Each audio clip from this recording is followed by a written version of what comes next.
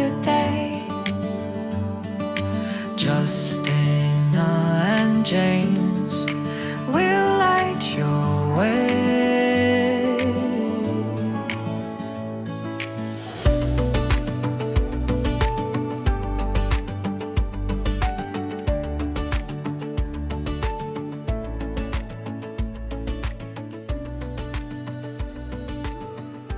Welcome to the Justina James podcast, where health, wellness and technology come together to create possibility. Here we explore fresh ideas for people, pets and communities, practical tools and inspiring stories that help you live stronger, smarter and with greater purpose. Justina and James, together with occasional guests, will uncover how innovation and intention can transform everyday life. Take it away, my friends. Welcome to the Deep Dive. We take complex topics, pull them apart, and find the core insights for you. Today, we're looking at something maybe a bit different, the world of the Zen Pet by J.R. Wheeler. Some people call him the pet sage. So yeah, our goal here is really to kind of jump in and unpack this whole philosophy. It's all about creating these calm, safe, really joyful spaces for our animals. We want to find those actionable bits, maybe the surprising stuff that goes beyond just, basic feeding and walking. It's a great source because, as Wheeler points out, our pets are kind of natural Zen masters already, aren't they? They live in the moment, find joy in simple things. They don't really stress about tomorrow's vet visit or yesterday's missed treat. So what we're talking about is how we can enhance those amazing qualities they already have by looking at their environment physically and, well, energetically too. Okay, so let's start with the basics. What does Zen for pets actually mean in practice? The book talks a lot about harmony, right? Exactly. Harmony is key. Pets are always seeking balance, mentally, physically. They're constantly trying to find equilibrium. And we, as their people, are probably the biggest influence on whether they find that balance or not. Which leads straight into how we communicate with them. Right. Wheeler calls it the art of calm communication. And it's subtle. It's not really about the words we use so much. It's more about the emotion, the body language, the energy we're putting out. Pets are incredibly tuned into us. They feel our stress, our calm, everything. Okay, so if I come home totally wired from work, stressed out, and I immediately start talking to my dog in this high-pitched, super energetic voice, that's not actually helpful. Probably not, no. You're essentially injecting your stress into their system, disrupting their equilibrium, like you said. The pet sage really emphasizes that just maintaining a genuinely calm mindset ourselves when we interact. That's what builds trust. Sometimes just a quiet presence, a slow blink, a gentle touch that speaks volumes more than a loud, "who's a good boy," ever could, especially if you're feeling frantic inside. It respects their need for calm. That really hits on what they teach us, doesn't it? That whole living in the moment thing. Yeah. You see them just completely absorbed in sniffing a patch of grass or finding that perfect sunbeam. Totally. They savor those tiny things. As watching them do that derives so much pure contentment from right now. It's a powerful reminder for us, isn't it? To maybe put down the phone, stop worrying about the next thing, and just be for a minute. It really is. And building on that internal state, the book moves into optimizing their external world, making it simpler. Wheeler gives some really practical steps for simplifying the pet's world, basically reducing stress triggers in their environment. Like decluttering, does that really affect them? Yeah. Oh, absolutely. Think about it. Just like visual clutter can make us feel a bit frazzled, it can create this low-level stress for them. Obstructed paths, too much sensory input. Okay, that makes sense. And routine. That's big too, I imagine. Huge. Consistency is comfort. Knowing when food comes, when walks happen, when it's quiet time, that predictability lets them relax. They're not always on edge wondering what's next. And Wheeler gives a really strong warning here. Constant bombardment with stuff we might tune out loud TV, strong chemical smells from cleaners or air fresheners, constant chaos that's genuinely stressful for their heightened senses.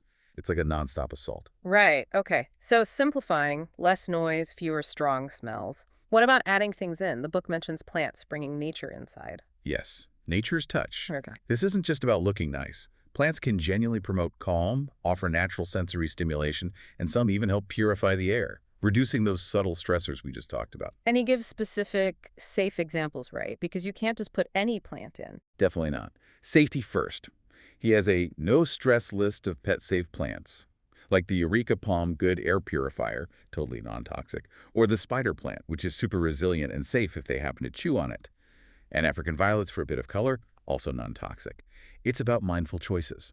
So simplify, declutter, add safe greenery.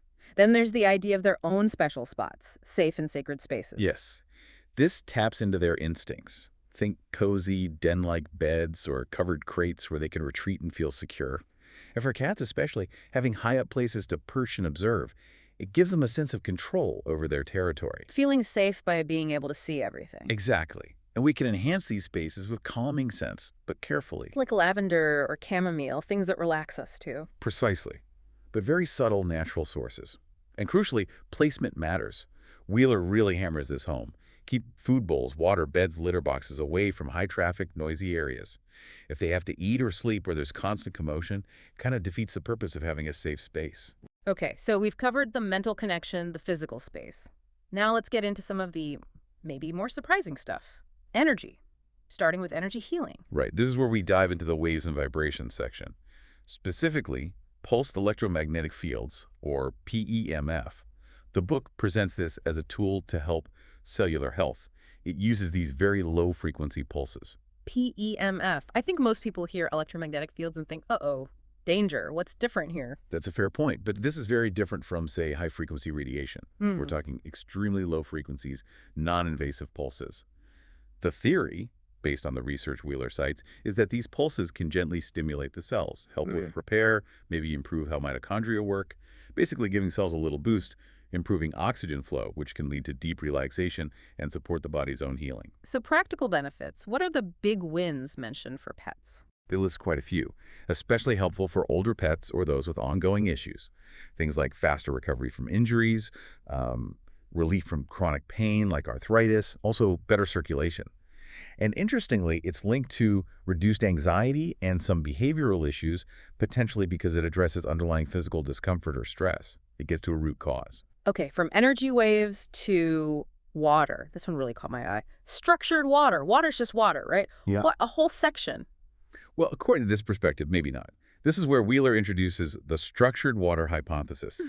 It goes beyond just H2O molecules bouncing around randomly. The idea is that in structured water, sometimes called EZ water, the molecules arrange themselves in a more orderly, hexagonal, crystal-like pattern. Like a formation instead of a random crowd. Kinda, yeah. Think organized dance versus a mosh pit. And this structure is supposedly similar to the water found naturally inside cells or in fresh fruits and vegetables. And why? Why would that matter for my dog drinking it? The claim is better hydration, that this structured form is more bioavailable. The body recognizes it, absorbs it more easily right down to the cellular level, which in theory could lead to improved vitality, better nutrient absorption, just overall better cellular function, because the hydration is more efficient. Okay, I get the concept, but Yeah. how do you get structured water? Does the book push expensive gadgets, or is there a simpler way? And, how solid is the science on the easy methods? That's a really important distinction. Wheeler does mention devices that claim to structure water, and the measurable effects there might be clearer.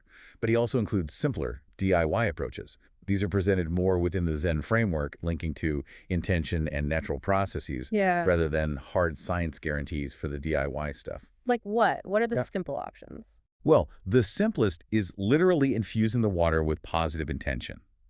Holding the bowl, thinking thoughts of health and love for your pet, with the belief that this energy transfers. A more physical method described is using motion stirring the water rapidly to create a vortex, or swirling it. The idea is this mimics water's natural movement in streams and rivers, which is thought to encourage that temporary molecular order. It aligns with the Zen idea of flow and harmony.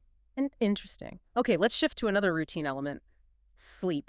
The book really emphasizes how crucial good sleep is for pets. Absolutely critical. Just like for us, it impacts everything: physical health, mental well-being, immune function, even how they learn and remember. So how do we promote that deep, restful sleep? The book talks about nighttime rituals. Yes, setting the stage is key. Think about light. Soft, warm light in the evening, mimicking dusk, signals the body it's time to wind down. Avoid harsh overhead lights right before bed. And the ritual itself. Consistency, consistency, consistency. Same bedtime routine every night helps signal their body clock. This could include some gentle, low-key interaction, maybe soft brushing, a calm massage, definitely a last potty break outside so they're comfortable. It creates an association. This sequence means safe sleep is coming. And throughout the day, we need to be watching for signs they might be stressed, which would obviously disrupt sleep later. Back to reducing stress and overstimulation, what are those subtle cues we should look for? It varies a bit between dogs and cats. For dogs, you might see excessive yawning when they aren't actually tired, licking their lips a lot, showing the whites of their eyes, that whale eye look, or just trying to avoid a situation. For cats, stress often looks like hiding or withdrawing more than usual, sometimes over-grooming to the point of creating bald spots, or maybe even urinating outside the litter box. Big red flags. And if you do want to try something like aromatherapy, which the book mentions, caution is needed. Huge caution. Their sense of smell is incredibly powerful, way beyond ours. So if you use essential oils, it must be highly diluted, only specific pet-safe ones like lavender, chamomile, maybe cedarwood. And honestly, J.R. Wheeler stresses consulting a vet or a certified professional first. Always watch their reaction closely. The aim is a hint of calm, not an overwhelming scent. Okay, last area, play. Even playtime can have a Zen approach. Mindfulness through play. Definitely. Play isn't just about tiring them out. It can be a chance for them to be really focused, present, and calm within the activity, like a flow state. The key is matching the play to their specific energy level and needs. It should feel good, not frantic or stressful. So different strokes for different dogs or cats. Exactly. A high-energy dog might thrive on something demanding focus, like learning agility moves or a really focused game of fetch. That requires concentration. But a lower-energy dog, or an older one, might find more zen balance in a calm, purposeful walk exploring smells, or maybe working on a puzzle toy, or even gentle stretching exercises. It's about mindful engagement, balancing fun and peace. Wow, okay. We've covered a lot, from mindset to environment to water structure. It really seems like creating this tranquil space, this Zen state for our pets. It's about weaving together that mindful connection, the simplified physical world, and maybe some of these targeted tools like PEMF or hydration focus. That's a great summary. It's an integrated approach. And, thinking about specific tools, a couple of the simpler ones Wheeler mentioned stuck with me. There's this aroma balm for paws. Just a little balm with calming scents you put on their paws before a walk. Turns a routine thing into a small sensory ritual. Like a little moment of calm before heading out. Yeah. And these Zen guides, How Cats and Doggy Dharma cards, little cards with insights or reminders about pet behavior from a Zen perspective, simple ways to keep the philosophy top of mind. So pulling it all together, what's the big takeaway for someone listening right now? Well, Wheeler concludes by really emphasizing the reciprocal energy exchange. It's not just us influencing them. Their energy, their aura, affects ours too. So if we accept that our own inner peace is important for our well-being, the Pet Sage leaves us with this thought. What if we consciously dedicate even just a few minutes each day to our own quiet practices like meditation or gentle yoga or just deep breathing, but do it with our pets nearby? Actively practicing calm in their presence. Exactly. Could focusing on our own calm energy proactively soothe and enhance their energetic field? Could we build this shared bubble of peace for the whole household that works from the inside out, even before we think about buying a PMF mat or structuring their water? Creating that shared harmony first. Yeah. That idea of cultivating a shared energetic calm, that's definitely something worth mulling over today. Thanks for joining us on the Justina James podcast. Remember, your health, your wellness, and your wisdom are the foundation of everything good. If you enjoyed today's episode, don't forget to hit like and subscribe. You can also find us on YouTube, Facebook, Instagram, and Spotify to keep the inspiration going. Until next time, keep learning, keep growing, and keep living with purpose.